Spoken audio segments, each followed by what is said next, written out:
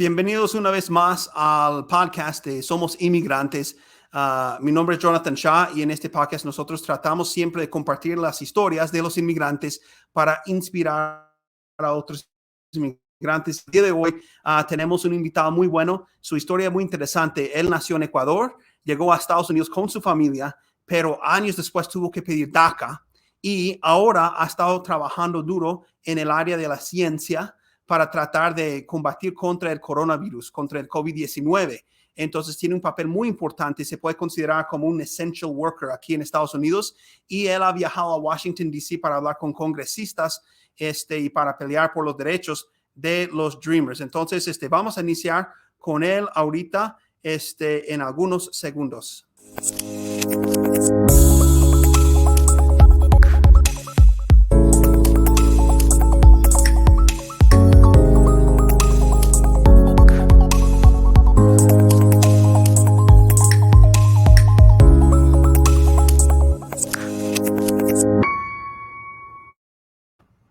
Muy bien, ahora estamos agregando aquí a Edison. Bienvenido, Edison. Gracias por estar con nosotros el día de hoy y por tu tiempo. Sé que ahorita, bueno, terminando quizás vas a ir a trabajar, ¿verdad? Pero nos da mucho gusto que puedas compartir un poco de tu tiempo con nosotros. ¿Puedes tomar algunos minutos para presentarte y para que te podamos conocer? Sí, claro. Muchas gracias por invitarme. Mi nombre es Edison Suaz Navas. Yo nací en Quito, Ecuador. Me mudé aquí a Utah, Logan, con mis papás cuando tenía 13 años.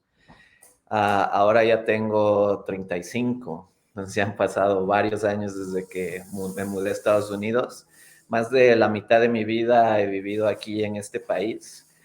Aunque todavía amo el Ecuador porque es el lugar donde nací. Este país se ha convertido en nuestro país, ¿no? Porque, como lo mencioné, la mayoría de mi vida ya he estado aquí. Aquí fue donde cuando nos mudamos no estábamos muy bien como familia, nos unimos más como familia.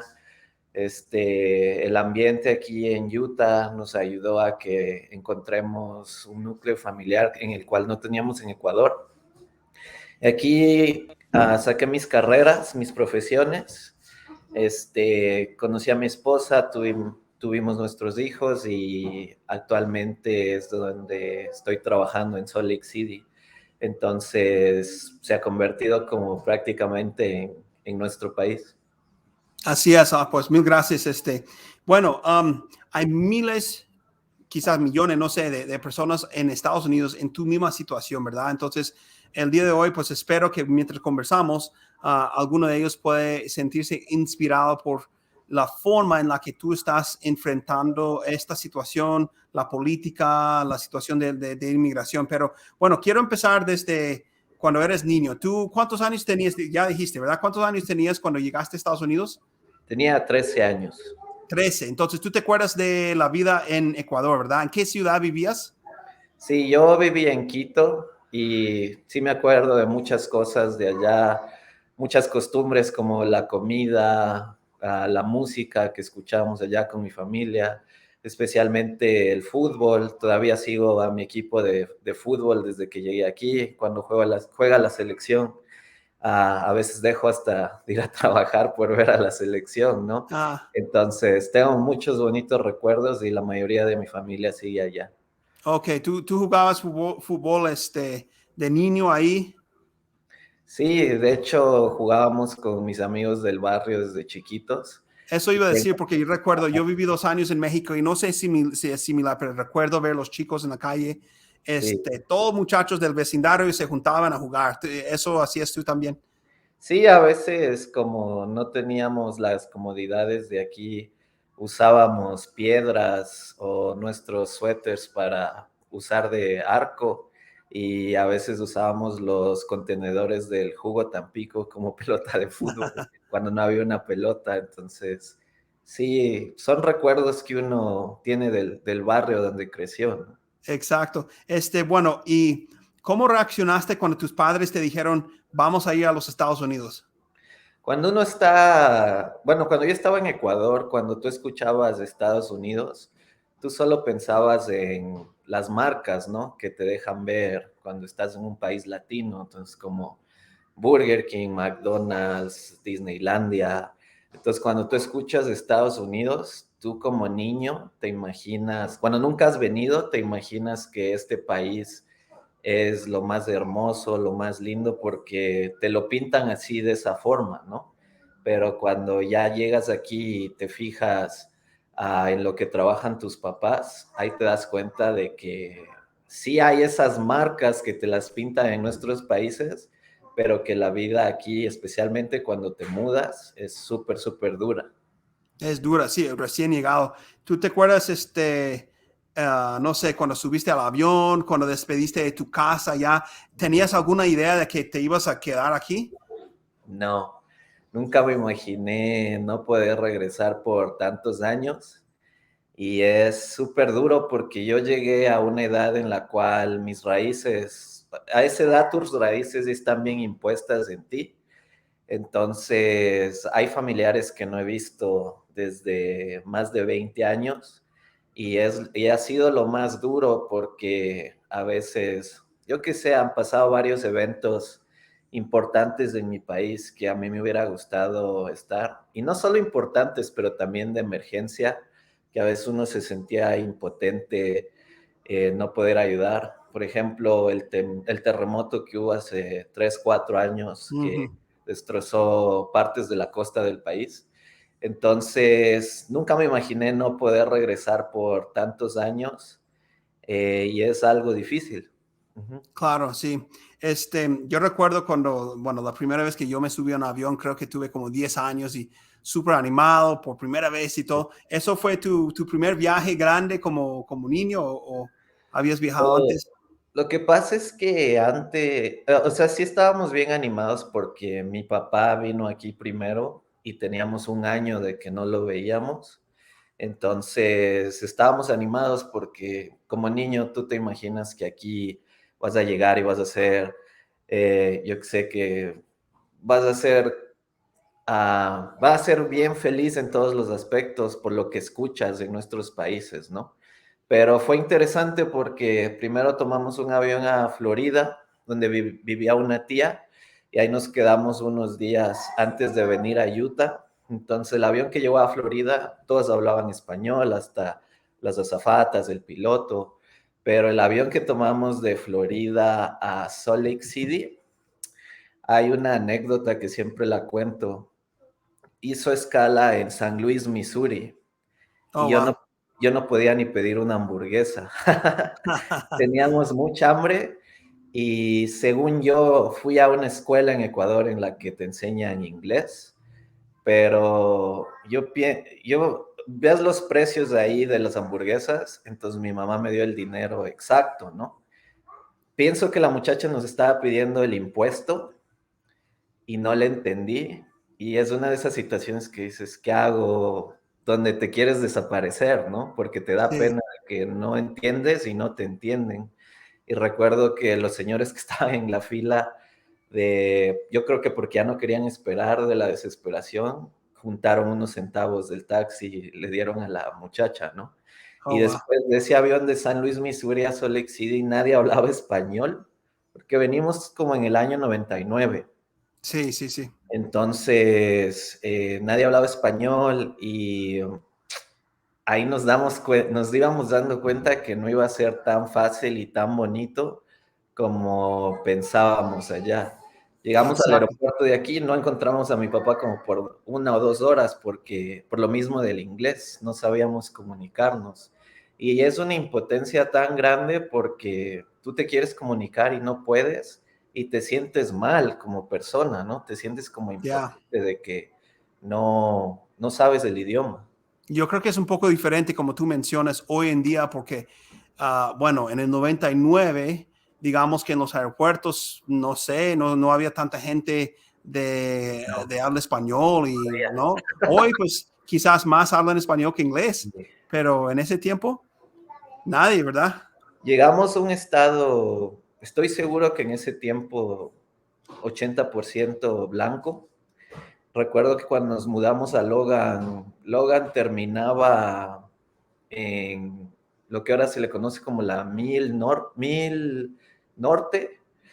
No había nada más aparte de ahí, era puro campo. Entonces, Ya.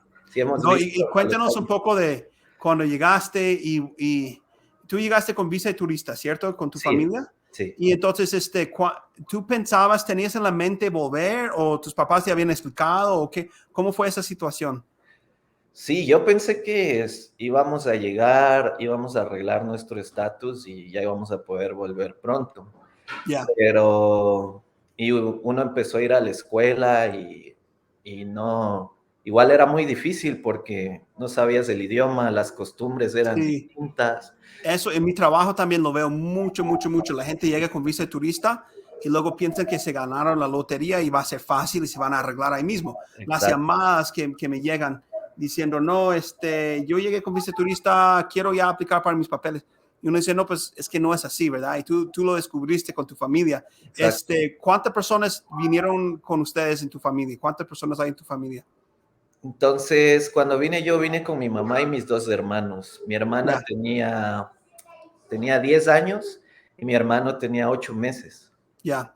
Y de los 5 entonces que llegaron, ¿cuántos ahora han podido arreglar su estatus? Todos excepto yo. Todos tienen algún estatus Sí, y solo usted. porque Sí, yo soy el mayor y eso me afectó. Ajá, sí, y bueno, quiero seguir hablando un poco de la escuela, pero toquemos este punto tantito. sí, ¿Cómo es que nos puedes contar un poco de la historia de inmigración de tu familia? Llegan con todos con tu visa de turista. sí. Y yo siendo abogado, pues me imagino qué fue lo que pasó, ¿verdad? Pero explícanos cómo por ejemplo, llegaron a ser residentes tus padres. Bueno, entonces llegamos con visa de turista. Cuando la visa de turista se nos caducó, mi papá nos juntó en la sala y nos dijo, saben que ya no vamos a poder regresar, nos vamos a quedar a vivir aquí, quién sabe cuándo podamos volver. Yo al ser el mayor, eso me pegó fuerte, porque aquí ya estábamos algunos meses antes que se nos expire la visa. Y recuerdas con decirte que yo extrañaba hasta a mis profesores de la escuela, hasta los más malos. O sea, fue un golpe muy duro porque extrañas a tus amigos, a los profesores de la escuela. El primer año nuevo que vivimos aquí fue muy, muy triste y muy difícil, que yo no paraba de llorar, porque allá es una fiesta, es una celebración grande y te unes como familia. Y aquí solo veíamos en la tele cómo la gente celebraba en New York y nada más, y solo éramos los 5, ¿no? Ya. Entonces fue un tiempo muy duro, pero luego pasaron los años y la manera con la que arregló mi familia es que mi hermana se casó con quien ahora es mi cuñado y es una historia interesante porque cuando empezaron a salir, ella pensaba que bueno, él nació en México, pero ella pensaba que él era mexicano, que no tenía documentos. Entonces, antes de casarse, a ella le daba mucha pena cuando escuchó que él era residente decirle que ella era indocumentada. Pero se casaron, al final él le pidió a ella y ella logró pedir a mis papás. Pues para ese tiempo ya llevamos viviendo aquí unos 15 años. De ahí, cuando mi hermano creció, él logró calificar para DACA cuando llegó a los 15, 16 años y eso le permitió empezar a trabajar a él. Pero cuando mis papás lograron hacerse ciudadanos, ellos le pidieron a él y así es como pudo arreglar él. Perdón, cuando mis papás se hicieron residentes, ellos le pidieron a mi hermano y por la edad que él tenía, de 18 años, no había ni un cargo legal sobre él, de que se quedó aquí más tiempo del permitido al ser menor de edad. Entonces así fue como él pudo sacar su residencia también. Oh, wow, sí, entonces ya como que tu hermana primero, luego tus papás y luego tu hermano, pero entonces tú eres el mayor y tus papás no pudieron pedirte, ¿cierto? Bueno, cuando mi hermana pidió a mis papás, ella también llenó una aplicación para mí, la cual está en proceso, pero como soy mayor de edad, tengo que esperar 13 años o más. Entonces ya ha Ya, pasado sí, el tiempo, parece que ahora son como 8 años, sí, pero sí, es sí. mucho tiempo. Y esa es la famosa fila, como dicen los gringos, get Exacto. in line, ¿no? Y you have to do it the right way. Y bueno, sí, pero esa fila dura Para los de Ecuador, 13 años. Para los de México, pueden Más, ser 21 años, 22 años, ¿no? exacto. Y ahí sí es donde necesitamos una reforma. Entonces tú, el estatus que has podido tener, entonces realmente es DACA, ¿cierto? Sí, entonces a mí me pegó fuerte lo de los documentos cuando llegué a la edad de 18 años. Sí, eso quería comentar tantito, pero volviendo un poquito atrás, Sí. lo de cuando empezaste la escuela, porque tú dices, describes un año en los 90, en el año 2000, en esta ciudad de Logan. ¿Cómo fue con tu primer día de la escuela? No sé si tú veías otras personas que hablaban español. Sí, de hecho, pues llegas bien asustado, ¿no? Porque es algo totalmente difícil y como mencioné antes, igual el 90% de la escuela eran americanos que no hablaban español. Entonces mi primer día, recuerdo, llegué al último año de middle school y me pusieron con un muchacho argentino, pero Ujú. que hablaba más inglés que español. Entonces dijeron, oh, él te va a llevar a tu clase y te va a guiar. Entonces, después de que se acabó la clase con él, fuimos a la siguiente clase y solo me dijo, oh, ¿ves el salón que está allá, como 3 salones más abajo? Ahí es donde tienes que entrar. Entonces, pues como te digo, vas todo asustado, bien tímido y es la razón por la cual tus amigos, mis primeros amigos aquí fueron los mexicanos y los guatemaltecos, porque en la clase donde aprendíamos inglés, las personas del país del cual más había. Ajá. Ya, no, claro, sí. ¿Y en qué año entraste a la escuela aquí? Entré al octavo, ajá, Ah, al octavo. octavo, Y sí. bueno, una pregunta, nunca, no sé, se me ocurre esta pregunta. Tú dices que te gustaba jugar fútbol en Ecuador. Cuando tú empezaste a jugar aquí, quizás en el gimnasio con los muchachos, cuando tocaba soccer, ¿tú eres de los mejores o cómo fue eso? Sí, fue interesante porque primero te hacen jugar varios deportes, ¿no? Entonces Sí. primero empezamos con fútbol americano y eh, pues yo nunca había jugado fútbol americano y ahí es donde es como me di cuenta que todo se basaba aquí por popularidad, ¿no? Entonces ahí veían cuál era el jugador de fútbol americano más popular de la escuela y todos ellos querían ir con él. Pues me acuerdo en una de esas cuando me aventaron el balón, lo agarré, yo no sabía qué hacer, me quedé parado y como dos, tres grandototes se me aventaron encima Ja, y como te digo, o sea, o sea, son momentos que dices, te sientes un poco mal porque no sabes jugar el deporte, no te identificas, es algo totalmente nuevo para ti. Pero luego cuando empezamos a jugar fútbol, como en el fútbol americano y en el básquetbol se dieron cuenta que yo no era muy bueno, en el fútbol nuestro me mandaron a mí con las mujeres. Y ahí fue interesante porque las mujeres jugaban mejor que los hombres oh, y wow. les ganábamos a todos. Entonces, justo Tú ahí con las mujeres recordé, y ganabas a todos sí, los sí, disque populares, ¿no? sí, justo ahí recordé quiénes fueron los que se me aventaban encima. Y como tú sabes, en el fútbol, pues tú te puedes barrer, ¿no? O sea, yo empezaba a barrerme contra todos para desquitarme, ¿no? Sí, Qué bueno. No, pues sí, qué bueno. Eso es bueno porque pues por lo menos hay algo que yo puedo hacer mejor que otros, ¿no? Una de las cosas que quería tocar, y no sé si algo así ha pasado, pero sé por experiencia con mi esposa, mira, como americano creciendo aquí, un americano piensa, no existe racismo ya, eso es cosa del pasado, y al mismo tiempo uno piensa, pero porque hablan español, tiene que sí, aprender inglés y así. Es chistoso, pero ahora como que mi esposa es colombiana y veo otra cosa. Yo he estado en lugares donde le han hablado mal por hablar español conmigo no sé, en diferentes lugares. Entonces sí he podido ver que todavía falta mucho por progresar. ¿Alguna vez de joven tú sentías esa diferencia que no se te daba alguna oportunidad porque tú estabas aprendiendo inglés o venías de Ecuador, algo así? claro que sí, o sea, de hecho, el propio hecho de que uno, pues es hombre, ¿no? Cuando uno llegó aquí, a uno le llamaban mucho la atención las americanas, el pelo rubio, el pelo rojo, los ojos azules, los ojos verdes, porque en Ecuador no hay, ¿no? Esa etnicidad. Pero era difícil en ese aspecto, por ejemplo, preguntarle a alguien salir contigo o que alguien entienda las costumbres o comunicarte con alguna americana, porque eran personas bien cerradas. Entonces, la mentalidad que ellas tenían, yo creo que con el tiempo ya ha ido cambiando eso, al ser Logan una ciudad muy de la iglesia, muy mormona.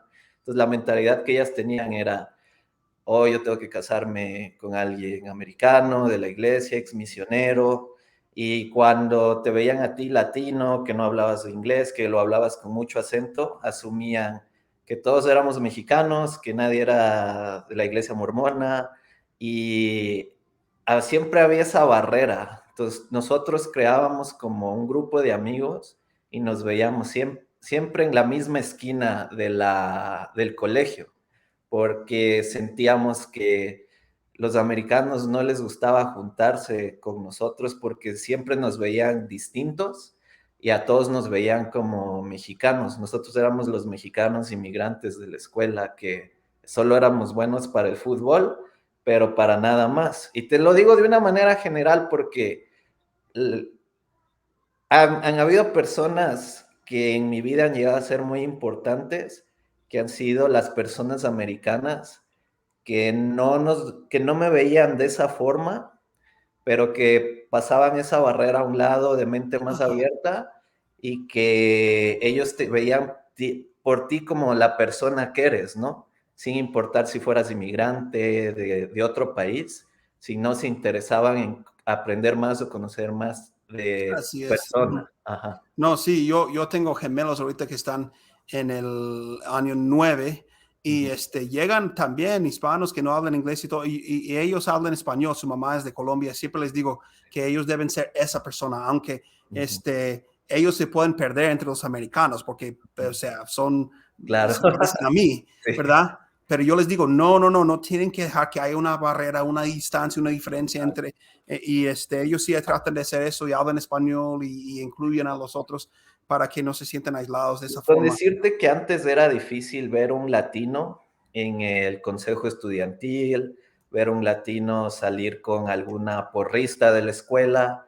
O sea, antes de eso era un no Oh, para sí, ellos. Ajá. eso decía Ahora ha como ido que cambiando, pero antes, ahora está cambiando. Uno ve exacto, muchas cosas, los clubes, en exacto, las escuelas, y a veces celebran un poco más. Todavía estamos batallando con racismo y eso, pero sí, en esos años era como que yo recuerdo porque yo también estaba en la high school, creo que más o menos en el mismo tiempo y sí, yo recuerdo que sí, que era así, no había algo diferente. Si hay algo diferente, pues ¿me entiendes? Entonces, exacto. um, tú comentabas algo cuando llegaste a los 18 que te pegó muy duro por lo de los papeles. ¿Me puedes explicar un poco más sobre eso? Sí, dos cosas fueron ahí las que me pegaron. Primero, de que desde los 16 a los 18 había varios compañeros de la escuela que ya empezaban a trabajar.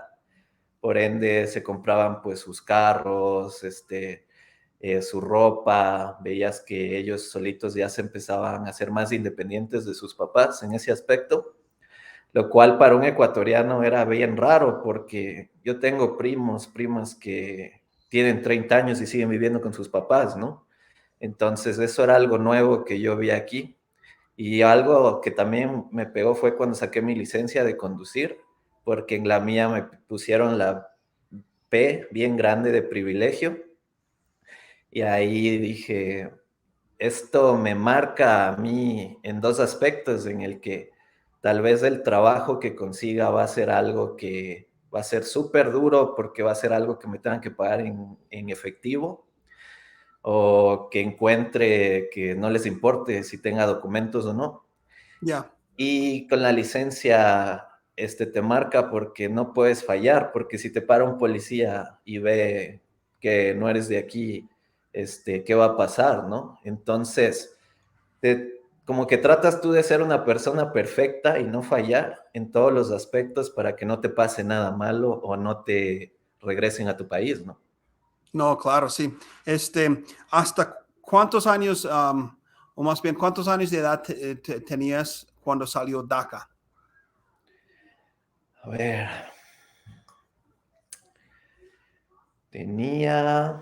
Iba a cumplir los 20, tenía 27, iba a cumplir los 27. 28. Ujú. Ok, pregunto por qué. Y no sé cómo fue para ti, pero lo que yo he visto mucho es que los jóvenes que llegaron más o menos a graduarse de la escuela Sí. y antes de tener DACA, les detiene eso, no quieren seguir estudiando Ujú. porque saben que no, pues para qué voy a estudiar, no tengo papeles y como que es una pared para ellos, pero para ti no fue así. No fue así porque, por dos cosas. La primera es que para mis papás ir a la escuela nunca fue una opción, sino una obligación. Mi papá me dijo de que la razón por la que él se vino acá a Estados Unidos fue porque yo en Ecuador sacaba buenas calificaciones y dijo, si yo lo llevo a él a Estados Unidos, a él le va a ir bien en la escuela. Entonces, cuando estudié aquí la high school, terminé con solamente una A menos, pero la razón es porque la escuela en Ecuador es mucho más fuerte que aquí en Estados Unidos al nivel del colegio, ¿no? Es lo que me sirvió a mí para O poder sea, sacar esas batallando calificaciones. con aprender inglés, todavía lograste pasar Sí, con buenas notas siempre. sí, yo estuve en la clase de ESL por 2 semestres, 2 trimestres, y después ya me pusieron en clases normales. Y aunque era en inglés, como te digo, la educación de allá te ayuda a que puedas aquí sacar buenas calificaciones. Eso, alguien me vino a visitar ayer aquí en la oficina, unos clientes, y estaba hablando con la señora y le digo, yo sé que es difícil llegar aquí a empezar de cero. Y ella dice, perdone que le corrige, abogado, pero yo no estoy empezando de cero. Dice, yo traigo conmigo toda mi formación, toda mi educación, toda mi experiencia. Y aunque yo no conozco a nadie, estoy empezando una vida nueva, no es de cero. Yo puedo aplicar lo que yo ya traigo conmigo, ¿verdad? Sí. Y eso es una gran lección. Sí, y yo te digo a la edad de 13 años, como allá ya estudiaste, ya empiezas el colegio en los países latinos, la primaria, la educación que te dan allá te ayuda muchísimo a que si vienes a estudiar acá, saques adelante las calificaciones. Sí. Entonces yo tuve la suerte, y más que suerte, la bendición de conocer a una persona en mi último año de colegio, porque ya me iba a regresar a Ecuador a estudiar la universidad allá, que mi papá me dijo, ¿cómo no vas a estudiar la universidad? Tú tienes que sacar una carrera, sea en Ecuador o sea en Estados Unidos. O sea, no había, como le dije, no era una opción. Entonces conocí a una persona que con el tiempo llegó a ser mi tío, porque es el tío de mi esposa, pero en ese tiempo no sabíamos lo que iba a pasar. Él reclutaba estudiantes extranjeros o de ESL para ir a estudiar a la universidad. Y ahí fue cuando fui a dar el ACT. No me fue muy bien, pero como tenía un promedio muy bueno, logré sacar una beca de 4 años. Entonces, ahí Eso te aproveché. iba a preguntar, porque lo que te decía antes, muchas veces esa edad, antes del tiempo de DACA, era como una barrera y mucha gente, y Sí, quizá muchos que van a ver este video, llegaron a esa edad y cuando no había DACA, no hicieron, o sea, chocaron con una pared y se detuvieron. Entonces, exacto. esa persona para ti y esa oportunidad, esa beca fue lo que te inspiró a seguir adelante.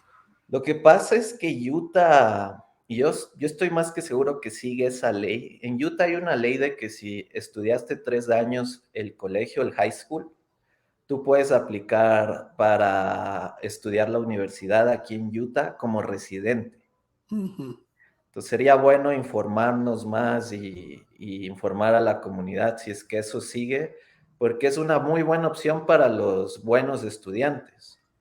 Y es muy difícil encontrar becas, especialmente para estudiantes indocumentados, pero la beca, por ejemplo, que yo tuve fue una beca multicultural.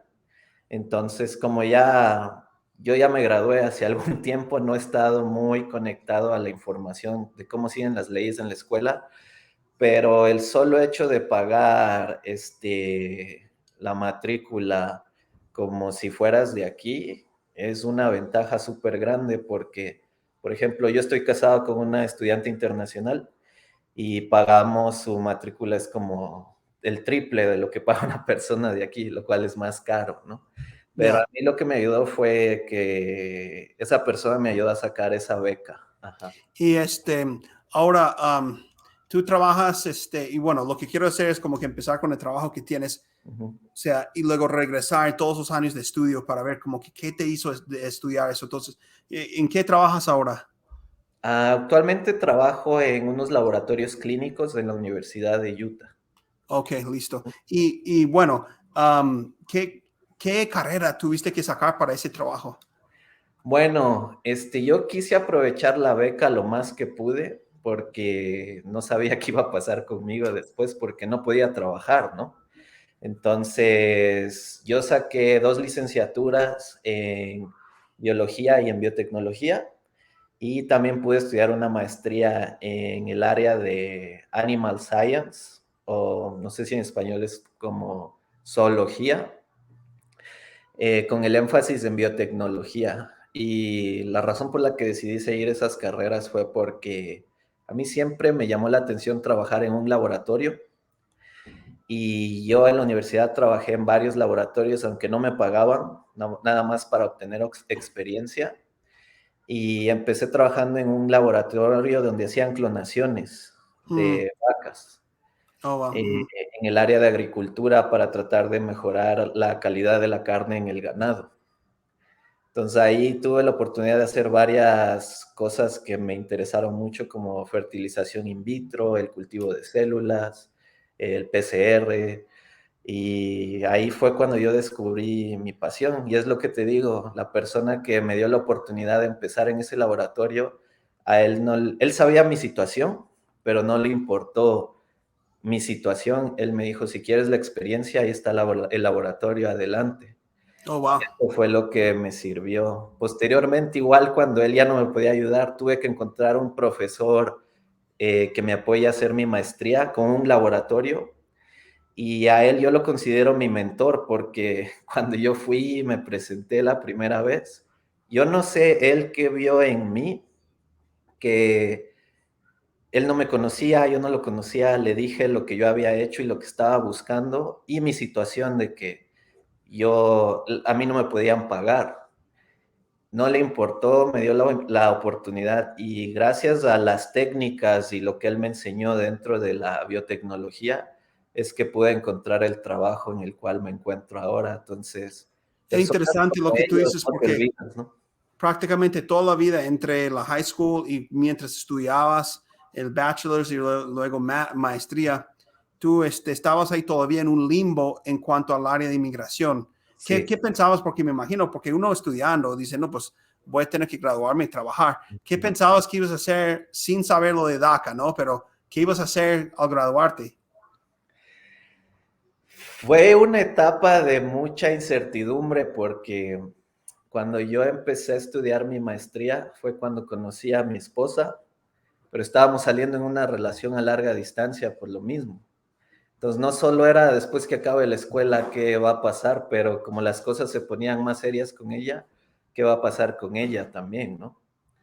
Ujú. Voy a ser sincero, yo me considero una persona muy bendecida, no solo por el Señor, por este país, pero también por las personas que llegaron a mi vida en el lugar, en el tiempo y lugar correcto, porque como te digo, desde la persona que me ayudó a entrar a la universidad hasta los doctores que me ayudaron a trabajar en sus laboratorios, hasta la persona que me acabó de contratar hace unos años en los laboratorios, son cosas que, como cuando tú te preocupaste como persona, no ves al futuro, ¿no?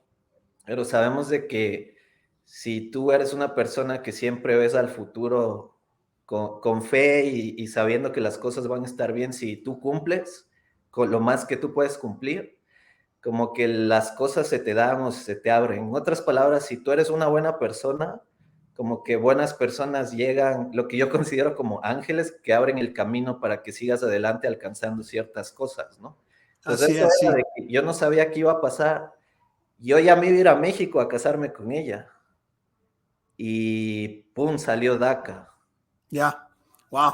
¿Y cómo te sentiste ese día? Fue junio 15, 2012. Yo recuerdo donde yo estaba. Yo estaba manejando una corte en las montañas en Colorado. y estaba escuchando NPR y escuché la voz del presidente Obama anunciar. ¿Dónde estuviste tú? Como que, ¿qué estabas haciendo y cómo te sentiste? Yo estaba en mi casa, me acababa de despertar, estaba viendo el Facebook y decían que nos preparemos, que se viene una noticia muy grande para los jóvenes inmigrantes. En este tiempo, en junio del 2012, yo estaba escribiendo mi tesis para defenderla en noviembre. Entonces, yo ya les había dicho a mis papás que mi decisión era irme a vivir a México y me dijeron, bueno, pensamos que estás loco, pero te apoyamos mientras acabes tu maestría para que te lleves algo contigo. Cuando salió la noticia, estaba mi papá ahí cerca y es algo que no lo puedes creer porque en ese tiempo estábamos luchando como 10 años para que pasen el Dream Act.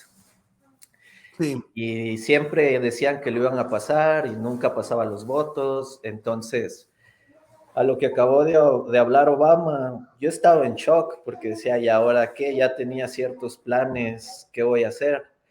Pero mi papá me dijo, tienes que aprovechar, es una bendición que no se los da a todos en generaciones y ahí está, ahora solo depende de ti. Uh-huh. No, pues qué bueno. Y bueno, ya después te graduaste y con la ayuda de DACA, justo en el tiempo que te gradúas, puedes encontrar trabajo, ¿no? Después de estudiar todo ese tiempo. Sí, de hecho, cuando yo defendí mi tesis, ya había metido como 2 aplicaciones, porque justo por ahí me llegó mi primer DACA. Pero fue una bonita experiencia porque cuando terminé de defender la tesis, doctores que han trabajado años en la universidad, tú los veías en lágrimas y decían de que ellos no creían que una persona indocumentada como yo, que ahora ya tenía su permiso de trabajo, podía llegar a alcanzar tantas cosas, ¿no? Sí, no, sí, es increíble eso. Y bueno, y hasta la fecha, varias cosas que te quiero preguntar de estos últimos años. Empecemos con eso, la lucha con DACA y luego la lucha con COVID, ¿verdad? Pero con el Sí. DACA, no sé cómo preguntarte, pero yo conozco tu familia, obviamente, ¿no? Y desde que te conozco, yo siempre bromeo de que tú eres la persona que como que va a conocer, como tú decías, a la persona correcta en el momento correcto. ¿Puedes darnos algunos nombres de los congresistas, las personas que has conocido en el gobierno? Sí, cuando fui ¿cuándo fue? En el 2018, en enero del 2018, fui porque ya habían quitado DACA. Jeff Sí, Sessions recuerdo. lo Eso quitó. fue el 5 de septiembre de 2017. Jeff Sessions 2017. anuncia que se va a acabar Sí. DACA. Pues te soy sincero, hasta ese tiempo yo era más reservado con mi historia, Sí. porque cuando vives con miedo, con incertidumbre, yo lo que decía, como ya empecé a trabajar en los laboratorios de la Universidad de Utah, en cada 2 años aprovechar lo más que se pueda, aprovechar, trabajar lo más que se pueda, porque no sabes qué va a pasar. Pero cuando lo quitó Jeff Sessions, dije, tengo que hacer algo para salir y compartir mi historia, ¿no? Entonces se abrió la oportunidad de ir a Washington con una organización y pude hablar con, no sé si le identifica al representante, quien fue representante de Texas, Beto O'Rourke, Oh, sí. para presidente. Yeah. Hablamos con él, pero él apoyaba. Entonces, como yo no Yeah. sabía mucho de políticas, yo no sabía quién era y como él dijo que era de Texas, pensé que él era alguien republicano, ¿no? Entonces dije, qué raro que un republicano apoye a los Dreamers. Pero luego ya me di cuenta quién fue él y todo, y ya tuvo sentido por qué. Pero también hablamos con el congresista Hoyer, Uh-huh. que es el segundo en la Cámara de Representantes después de Nancy Pelosi. Y una pregunta que yo le hice que como que no supo contestarme fue de que, bueno, y si los republicanos no están de acuerdo en ayudarnos, ¿qué van a hacer ustedes como demócratas, no? Entonces dijo, no, sí los van a apoyar porque ellos van a entender de que son personas que queremos que estén con nosotros en este país. Pero la historia que más nos tocó fue cuando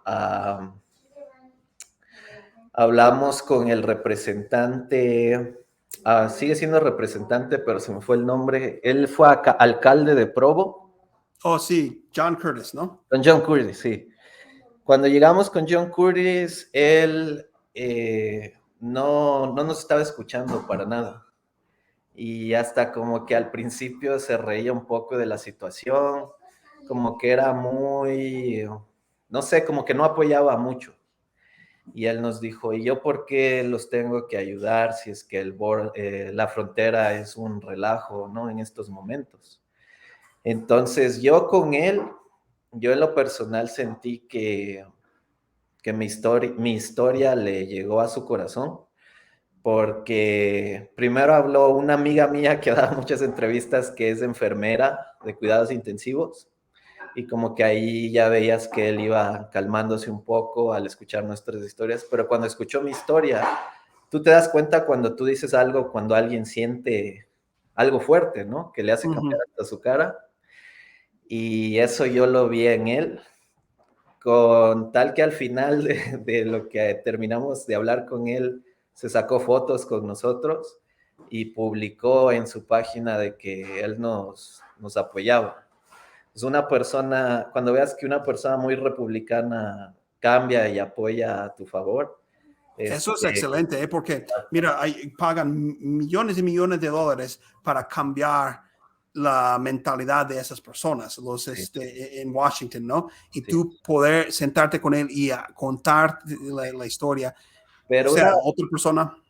otra historia igual parecía fue cuando me encontré con Mike Lee en la graduación de mi esposa. Ajá.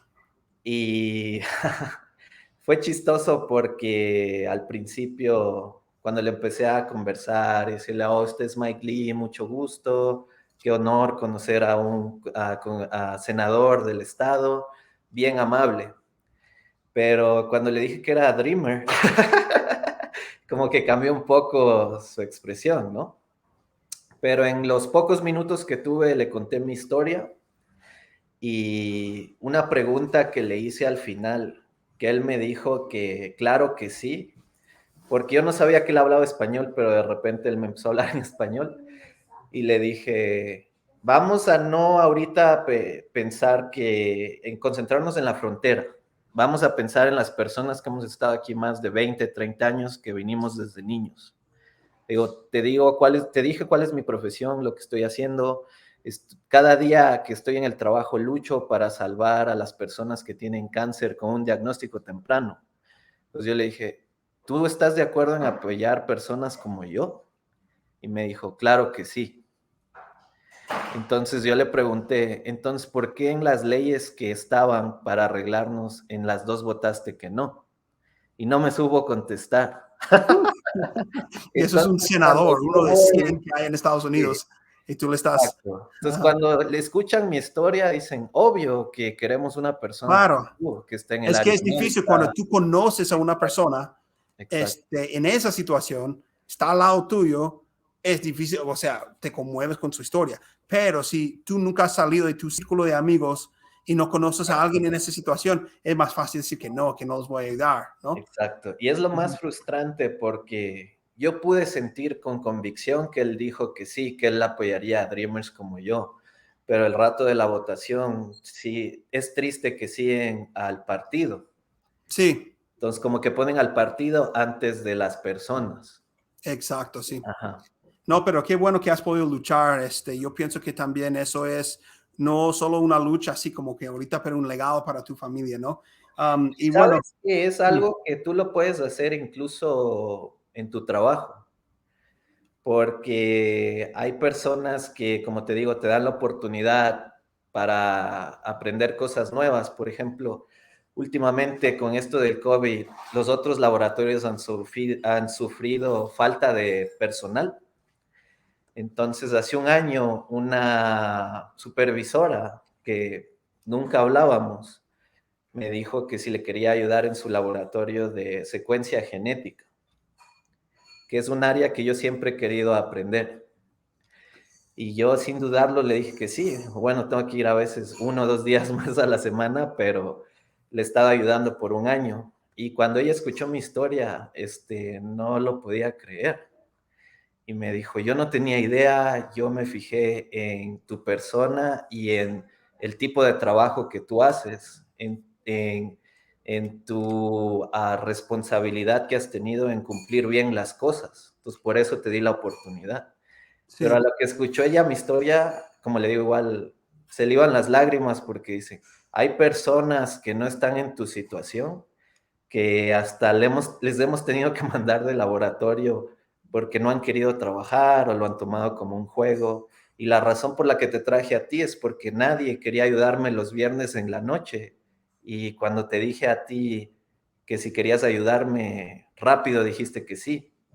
Entonces, como te digo, o sea, mientras más personas escuchen nuestras historias y vean nuestros ejemplos, más apoyo va a haber.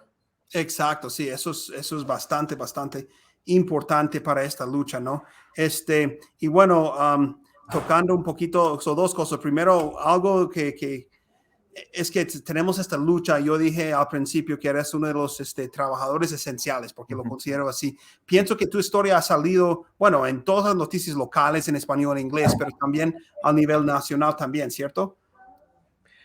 Sí, una vez incluso llegó una historia hasta mi país, Oh, wow. lo cual compañeros que no he visto por más de 20 años con los que fui al Hasta colegio acá, internacional.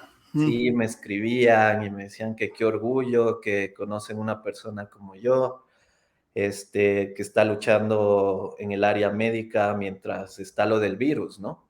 Entonces, o sea, es una historia que, te digo sinceramente, yo lo trato de proyectar con mucha humildad porque yo no lo pude lograr solo. O sea, Sí, o hubieron sea, personas. uno nunca va a pensar que una persona que trabaja en lo que tú trabajas va a llegar a ser una persona tan importante, pero pues tú por ser responsable, yo creo que también por tener esa parte de tu características, tu personalidad, de que cuando te graduaste de high school, cuando otros pudieron haber dicho, no, pues hasta aquí llego porque no tengo papeles, tú seguiste, seguiste, seguiste, seguiste, y ahora se te abren otras puertas y más puertas y más puertas, ¿no? Y bueno, simplemente haciendo lo que tú haces, toda la gente se está dando cuenta y ha sido una herramienta como para que todos conozcan tu situación, ¿no? Y la Exactamente. situación no solo tuyo, sino que otros. De las últimas preguntas que me gusta hacer antes de acabar, porque se nos va acabando tiempo, pero Sí. ahora, habiendo pasado todo lo que has pasado, Ujú. ¿qué consejos tendrías para otras personas en tu misma situación? Como que qué cosas quisieras decir a otros inmigrantes que están llegando recién a Estados Unidos o que han estado aquí muchos años, no se les abran las puertas. ¿Qué les podrías decir a ellos? Ah,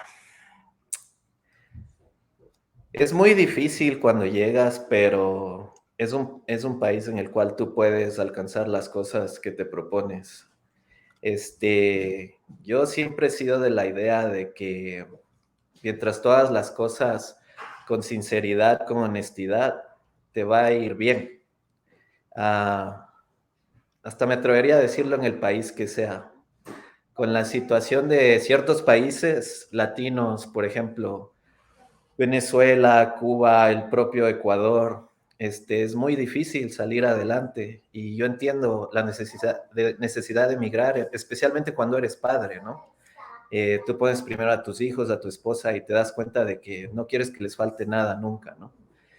En este momento como Dreamer todavía sientes incertidumbre, pero esa misma incertidumbre te da la misma fuerza de luchar.